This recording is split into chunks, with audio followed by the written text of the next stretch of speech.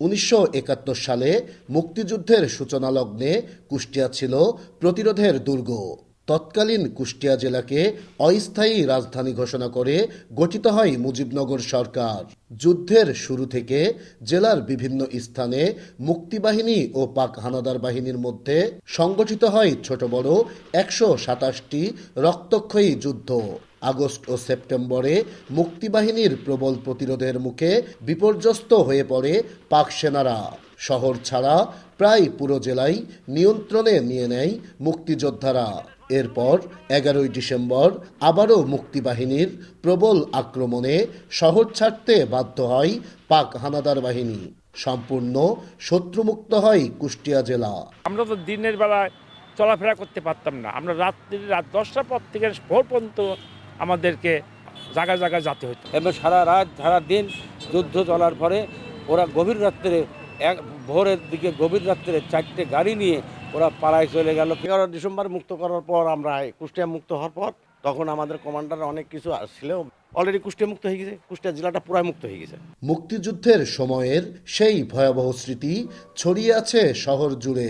স্বাধীনতার 54 বছর পার হলেও আজও অবহেলিত কুষ্টিয়ার মুক্তিযুদ্ধের স্মৃতিবিজড়িত স্থানগুলো।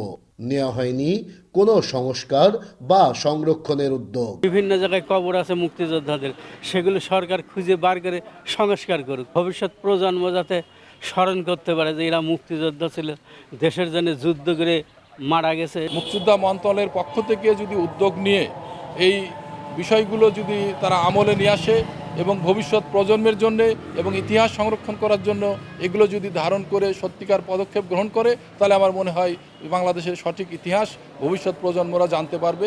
দিনটিকে ঘিরে মুক্তিযোদ্ধাদের নিয়ে নানা আয়োজন করেছে জেলা প্রশাসন। মুক্তিযুদ্ধের স্মৃতিবিজড়িত স্থানগুলো সংস্কার ও সংরক্ষণের উদ্যোগ নেওয়ার কথা জানান জেলা প্রশাসক। বীর মুক্তিযোদ্ধাদের নিয়ে আমরা কুষ্টিয়া মুক্ত দিবস উদযাপন করা হবে।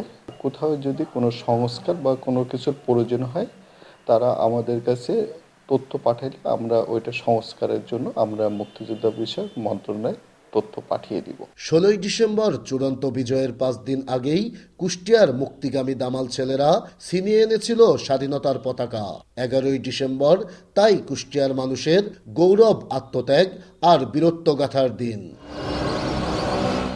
নাইদা সন্তিতাস, দেশ টিভি, কুষ্টিয়া।